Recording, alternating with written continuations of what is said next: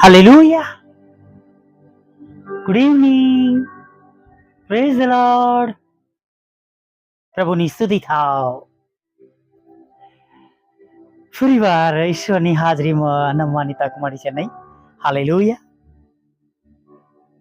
પ્રભુની સ્તુતિ કરીએ, પ્રભુની આરાધના કરીએ, પ્રભુનો આભાર માનીએ.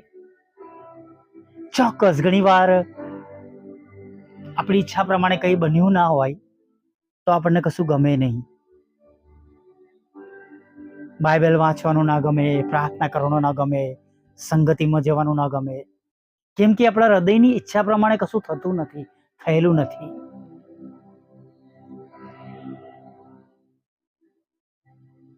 અને ત્યારે વહાલા મિત્રો, હું તમને કહીશ કે આવો સમય હોય ત્યારે વધારે પ્રાર્થના કરીએ, વધારે સંગતિમાં જઈએ અને વધારે બાઇબલ વાંચીએ.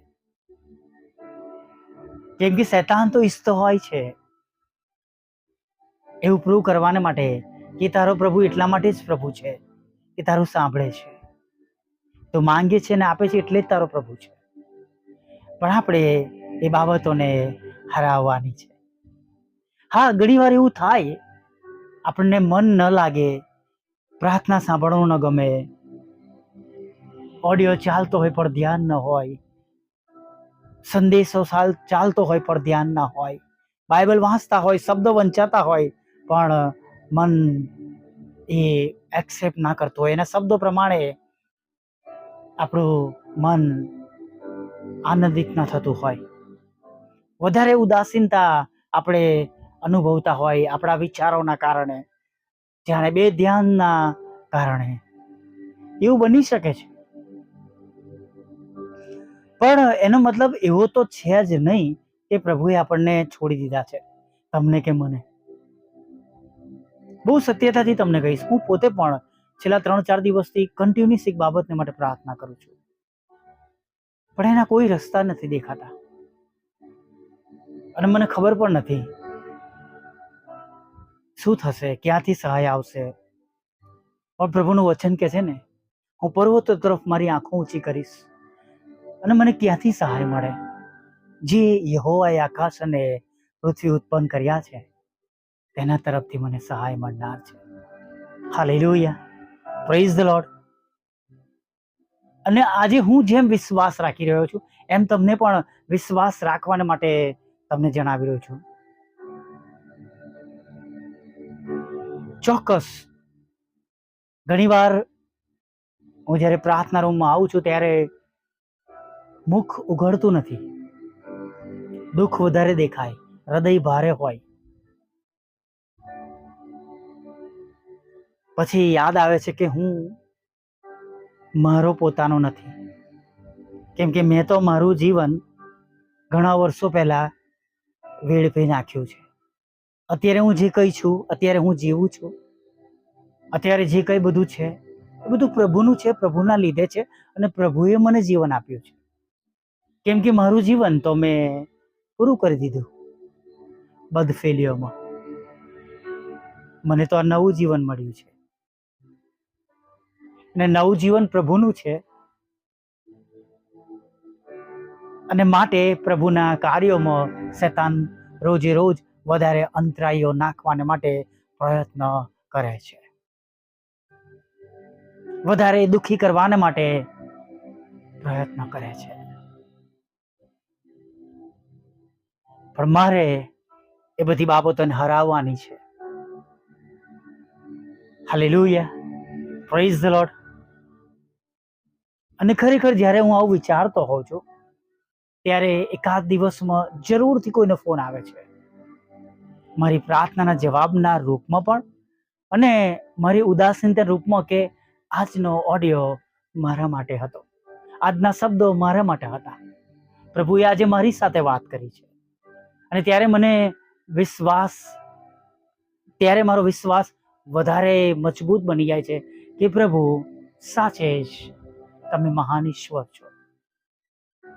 મારું કામ છે તમારા ઉપર વિશ્વાસ કરનારા લોકોને હિંમત અને બળ આપવાનું, અને માટે મને પણ વધારે બળહીન કરવાના માટે, દુઃખી, હતાશ, નિરાશ કરવાના માટેના બધા પ્રયત્નો હોય છે, પણ મારું કામ છે એ પ્રયત્નોને મારા પર સફળ થવા દેવાના નથી. Praise the lord, hallelujah. Practically આપણે વિચારીએ, પ્રેક્ટિકલી જીવીએ અને બધું જ એક્સેપ્ટ કરીએ કે આ પ્રમાણે બને છે, થાય છે, તો આપણે બીવાની ગભરાવાની જરૂર નથી. કેમ કે વી બિલોંગ્સ ટુ જીસસ. આપણે ઈસુના છે, આપણે પ્રભુ ઈસુના લોહીમાં ખરીદાયેલા છે. હાલેલુયા. મુશ્કેલીઓ છે, તકલીફો છે, પણ એ ના ભૂલીએ બચાવનાર પણ છે. હાલેલુયા. સંભાળનાર પણ છે, દોરનાર પણ છે. અને જ્યારે આપણે ફક્ત આપણા પ્રભુની વાત માનીએ છીએ અને તેમના પ્રમાણે જ ચાલીએ છીએ, અને જે નકારાત્મક વિચારો આવે છે એને આપણા પગ નીચે જાણ આપણે કચડી નાખીએ છીએ, આપણે એને સાંભળતા નથી અને બસ આપણે પ્રભુ જે કહે છે એ પ્રમાણે કરીએ છીએ, ત્યારે અંતે બધું ભલું પણ થાય છે. અને જાણે અલગ રીતે આપણે માથી 6:33 કલમ પ્રમાણે ચાલીએ છીએ, પણ તમે પહેલા તેના રાજ્ય અને તેમના ન્યાયપણને શોધો એટલે બધા વાના પણ તમને આપવામાં આવશે. પ્રભુ જાણે છે. શિષ્યોને કહે છે નહીં એ અવાવરું જગ્યાએ કે તમે એમને ખોરાક આપો. અને પ્રભુ કહે છે 300 દિનારની રોટલી પણ આ લોકો માટે ઓછી પડે. પણ પહેલો પ્રશ્ન તો કે આવી અવરો જગ્યાએ લાવવું કઈથી, અને લાવીએ તો 300 દિનારની રોટલી ઓછી પડે, એટલા બધા નાણાં ક્યાંથી લાવવાના?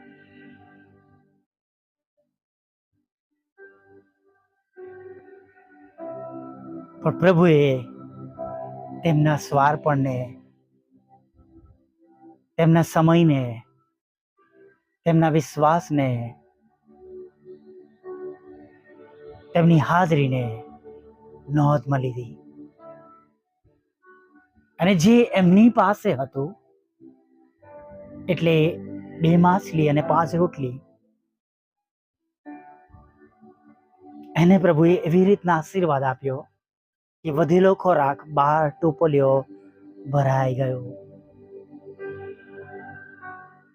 હાલેલુયા. Praise the lord. જે છે એને પ્રભુ ખૂટવા નહીં દે. હાડલીમાંનો મેદો અને કુંડીમાંનું તેલ. હાલેલુયા. Praise the lord.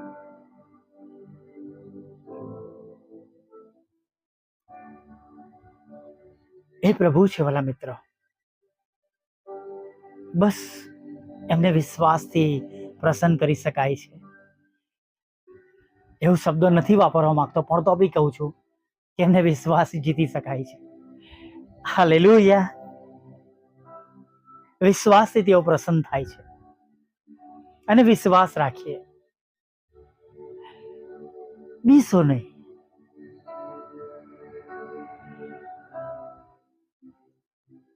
જો પ્રભુને તમારા જીવનમાં તમે જીતવા દેશો, જીતાડશો, તમારી મરેલી પરિસ્થિતિઓ પણ જીવતી થઈ જશે. તમારા રોકાયેલા રસ્તા પણ ખુલ્લા થઈ જશે. હાલેલુયા. સર્વ એ રૂકાવટો દૂર થશે. Praise the lord. હાલેલુયા. આવો એક નાની પ્રાર્થના સાથે દિવસના અંત ભાગ તરફ આગળ વધીએ. ફરી વાર કહીશ, વિશ્વાસ રાખજો, વિશ્વાસ કરજો અને વિશ્વાસમાં બનેલા રહેજો. પ્રભુ છે, ભલા ઈશ્વર છે. એ તમારું સાંભળે છે અને મારું સાંભળે છે. ભલે આપણે બધા અલગ અલગ જગ્યાએ છે અત્યારે, પણ એ તમને જોઈ રહ્યા છે અને મને પણ જોઈ રહ્યા છે. હાલેલુયા. Praise the lord. આવો પ્રાર્થના કરીએ.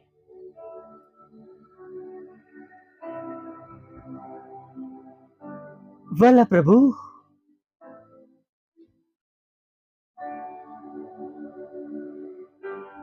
અમે તમારી સ્તુતિ કરીએ છીએ અને અમે તમારો પુષ્કળ આભાર માનીએ છીએ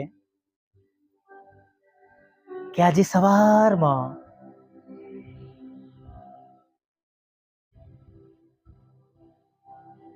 પ્રભુ અમે તમને મળી શક્યા છે. હા પ્રભુ, અમે તમારો આભાર માની છીએ કે જે બપોરમાં અમે તમારી કૃપા જોઈ શક્યા છે. અને પ્રભુ, અમે આજે સાંજે એટલા માટે કબૂલ કરીએ છીએ કે તમે છો અને માટે આ બધું બન્યું છે. પ્રભુ, તમે છો માટે સવાર, બપોર અને સાંજ અમારા જીવનમાં અમે જોઈ શક્યા છે. પ્રભુ, અને પ્રભુ, અમે એ વાતો પર વિશ્વાસ રાખતા તમારી આગળ નમેલા છે કે તમને બધું શક્ય છે. તમે કેવળ એવા એકલા જ પ્રભુ છો જે અશક્યને શક્યતામાં બદલી નાખે છે. ચાહે રોગ હોય, બીમારી હોય, ચાહે એવી કોઈ ગંભીર પરિસ્થિતિ હોય, ત્યારે એવી જગતની કોઈક બાબતો હોય, સત્તાની બાબતો હોય, આર્થિક યા નાણાકીય બાબતો કે કૌટુંબિક કોઈક એવી સમસ્યા હોય, લડાઈ ઝઘડા હોય,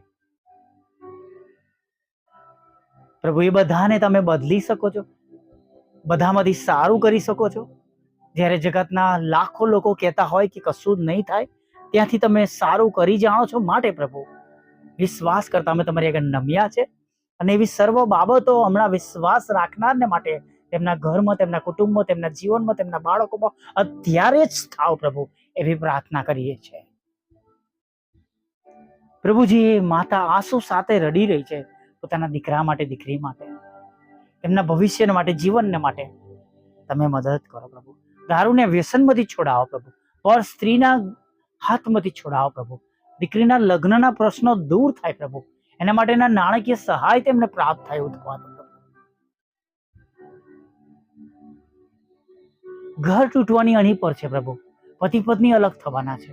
તમારા દૂતોને મોકલીને પ્રભુ ફરીથી એ ઘરને બાંધો એવી અમે પ્રાર્થના કરીએ છીએ. શેતાની ચુંગલો છે પ્રભુ, દારૂ છે, જુગાર છે, વ્યભિચાર છે પ્રભુ, કુટેવો છે પ્રભુ, ખોટા સંબંધો છે પ્રભુ, દયા કરો પ્રભુ. આ બધી બાબતોને તમારા બાળકોના જીવનમાંથી, તેમના આસપાસના વિસ્તારોમાંથી હંમેશાને માટે તમે નાશ કરો પ્રભુ. પ્રભુ, પ્રાર્થના કરીએ છીએ પ્રભુ,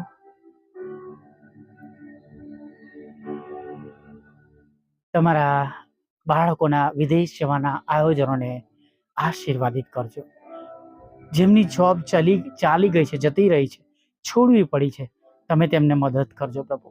નવી જોબ આપજો, નવા રસ્તાઓ આપજો, નાણાકીય આશીર્વાદ આપજો પ્રભુ પિતા. આર્થિક પ્રશ્નો તેમના દૂર કરજો. નોકરીની અંદર રહેલી સમસ્યાઓને તમે દૂર કરજો. તમારા બાળકોના બિઝનેસને આશીર્વાદિત કરજો. તેમના જીવનમાં ચાલતી સર્વ જાતની પરેશાનીઓ તમે દૂર કરજો પ્રભુ. અને પ્રભુ, તમારા બાળકો તમારો પ્રેમ, આનંદ અને શાંતિથી ભરાઈ જાય એવું થવા દેજો પ્રભુ. તમારા બાળકોની વિરુદ્ધમાં જે કંઈ કોર્ટ કેસ છે, એફઆઈઆર છે, એને પણ તમે દૂર કરજો પ્રભુ. તેમના જે આવકના સાધનો છે પ્રભુ, રિક્ષા છે, ટેમ્પો છે, દુકાન છે પ્રભુ, નાનો બિઝનેસ છે, અથવા ગૃહ ઉદ્યોગ છે, બ્યુટી પાર્લર છે પ્રભુ, એને તમે આશીર્વાદ આપજો પ્રભુ.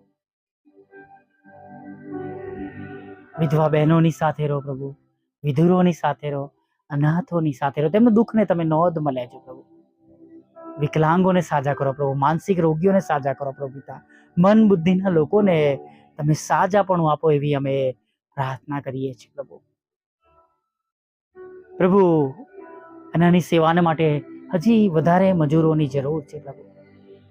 ઘણા બધા એવા પરિબળો છે પ્રભુ, તમારા કામોને રોકી રાખવામાં આવી રહ્યા છે, આગળ વધવા દેતા નથી પ્રભુ. હજી વધારે મજૂરો આપો પ્રભુ. વોટ્સઅપ ગ્રુપો દ્વારા, ફેસબુક દ્વારા, યુટ્યુબ દ્વારા પ્રભુ, લિંક દ્વારા દૂર દૂર સુધી પ્રભુ તમારું વચન જાય પ્રભુ. ઘણા બધા લોકો શેતાની બંધનોમાંથી આઝાદ કરાવાય અને કેવળ તેનો માન અને મહિમા તમને મળે. મોકલનારને, સાંભળનારને તમે બમણા આશીર્વાદોથી ભરી દેજો એવી હૃદયથી પ્રાર્થના કરીએ છીએ પ્રભુ.